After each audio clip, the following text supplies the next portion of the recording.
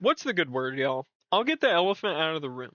I saw the LeBron stuff. I want to dedicate a video to the LeBron stuff and discuss that further. But this is going to be a reaction to the Ja Morant trade.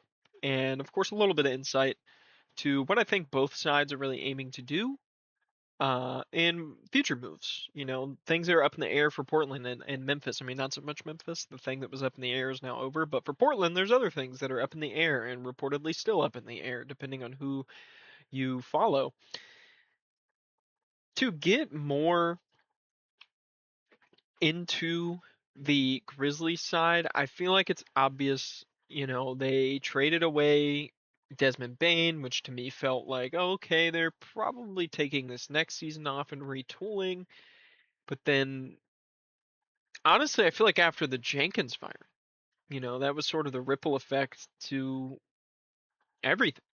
Jenkins is gone, Bain's gone. They didn't look great. Ja couldn't get healthy. He dealt with the suspension issues. Jaren Jackson Jr. still looked really good defensively and has the issues that I guess people always love to point out. But besides that, I kind of figured that they were going to give it an attempt. They were going to try their best to win games. And maybe with Ja and Jaren this upcoming season. Of course, this is my thoughts last year. Um, I thought last season was going to be an off year. After they traded Jaren, it was like, oh, obviously Ja's next. Read reports in the middle of the year they weren't seeing value that they felt was equal. Of course, I think the Trae Young trade sort of tanked the value of the small guard market, which this trade has kind of inspired me to want to make a video specifically about small guards and talk about, is the NBA giving up on them? Short answer, no. I mean, Jalen Brunson was just your Finals MVP. Stephen Curry is just one of the best players in history. If easily, in my mind, probably a top 10 player of all time, unanimously by the time he hangs it up. But all that to say, taking back Chris Murray, fun, wing with some potential. Maybe he's a good shooter, good rotational guy that can give you 8 to 12 minutes. He's not his brother, but I think he could see a legitimate role in the NBA as a guy who either sits on the end of the bench, like, hey, we need a shooter, come in now, or a guy that actually gets real minutes to contribute as a shooter, okay defender, and okay rebounder. Jeremy Grant, of course, I think that trade, they're gonna see if he can recuperate some value in a rebuilding setting, or maybe they'll waive him. I haven't seen anything. I don't think there's a buyer. To the Portland side, you got off of Jeremy Grant's contract, something that I think that they've been looking to do for a couple of years now. So it's kind of unsurprising that this happened. But you went through the whole Dame era with two small guards. You never put a wing around him. It was kind of obvious that that was a huge drawback, despite how good CJ McCollum was. There needed to be some sort of wing defense, and they never did it. This team has Drew, and I thought, okay, Dame, Drew, Denny, Jeremy, Donovan Clingan, or Tumani and Denny. Mostly Tumani and Denny in my mind, but I was just thinking salary wise, maybe you feel forced to start a Jeremy Grant. You shouldn't, I guess. But yeah, my thought was Dame is going to have real he's going to be in a lineup now where pre this trade, he was going to be in a lineup where there was potentially a really good rim protector in Donovan Clingan or Robert Williams.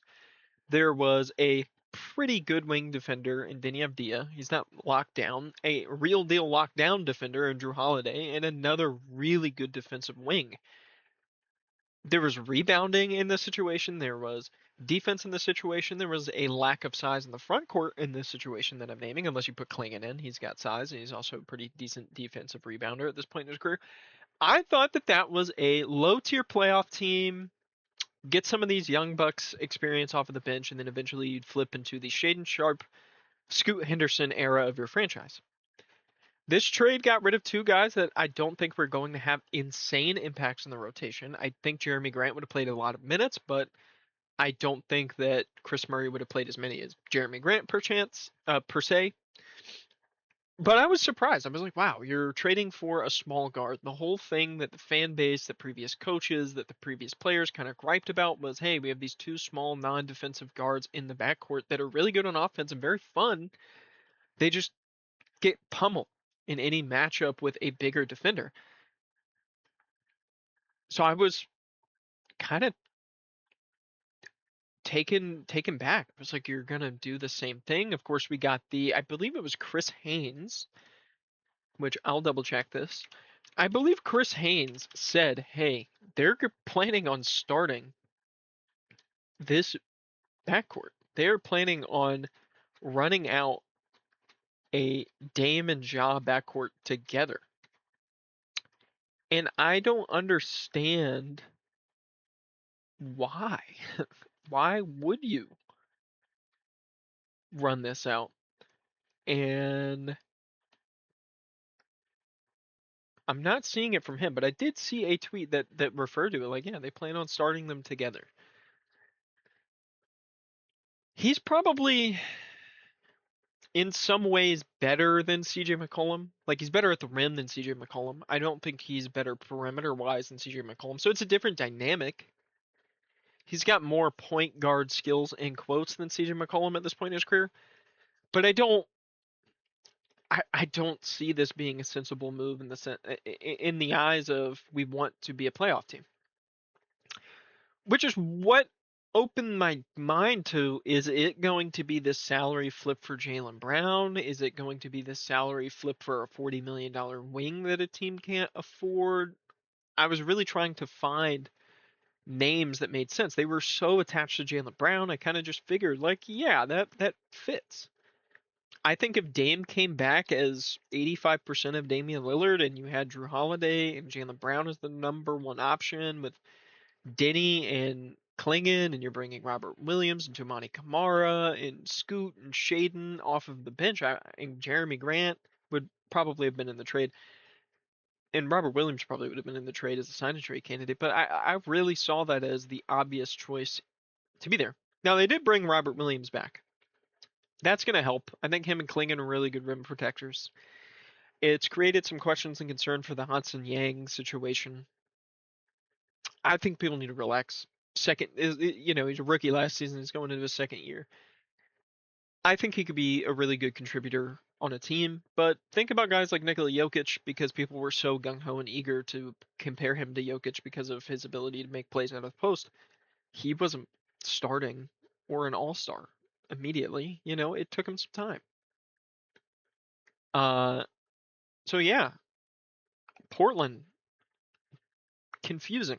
Memphis makes sense. You're heading towards a rebuild. I don't think there's much else they can do. I really wanted them to keep Ja, see if he can rebuild and what's his value. Yeah, I mean, salary wise, you're looking at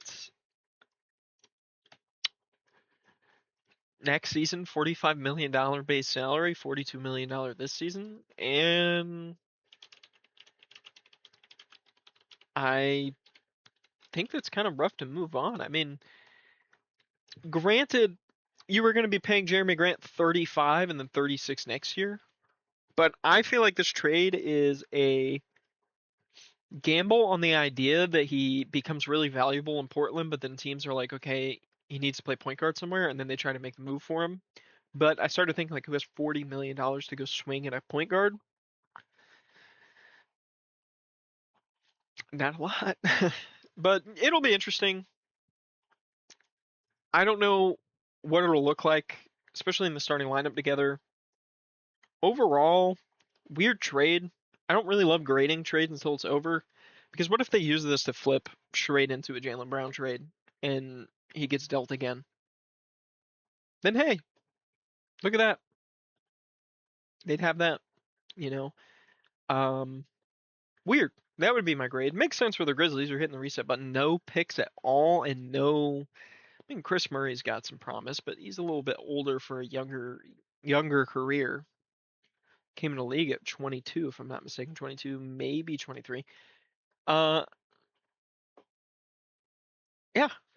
yeah, I mean, good luck to the Blazers. Good luck to the Grizzlies. Grizzlies fans finally get to put out their condolences. Blazers fans finally get to look forward to another weird season. But overall, I appreciate anybody for watching. That's my Twitter on the screen. If you enjoyed it at all, share it, like, subscribe, comment, tell me what sucks. I know my mic sucks. I'm working on that. Yeah, appreciate everybody for watching and hope you all have a good day.